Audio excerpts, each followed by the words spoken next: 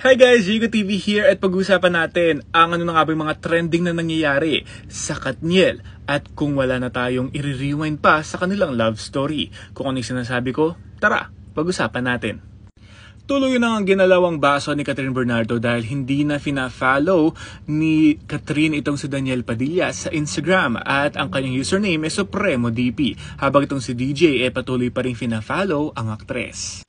Pero ang pinakamainit na balita ay hindi lamang itong si DJ ang in-unfollow ni Catherine kundi maging si Jillian Vicencio, si Liza Soberano at si Julia Barreto. Bakit kaya? Narito ang patunay na in-unfollow na nga ni Catherine Bernardo ang tatlong aktres.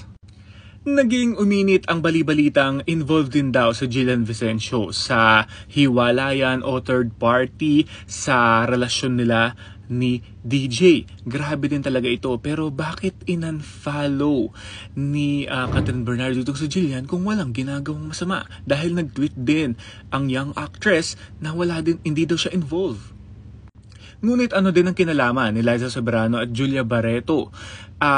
Meron bang connection sa hiwalayan nila ni DJ kung bakit isa-isang sabay-sabay in-unfollow ng young Asian superstar itong si Catherine Bernardo ang tatlong aktres?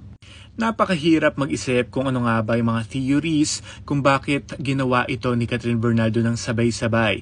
Una si Daniel, si DJ, tas sunod-sunod na ang tatlong aktres. May kinalaman ba ang young actress na tatlong ito sa hiwalayan nila ni DJ? Grabe din talaga ito guys, hindi ko na alam kung ano yung mga nangyayari.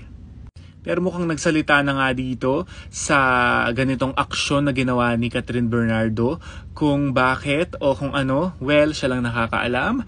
At kumbaga, ginalaw na nga niya na tuloy ng baso. Kung ano man ito, malalaman din natin sooner or later ito. Pero nakakasad, diba, na tuloy na nga talagang wala nang marirewind sa love story nila ni Daniel Padilla.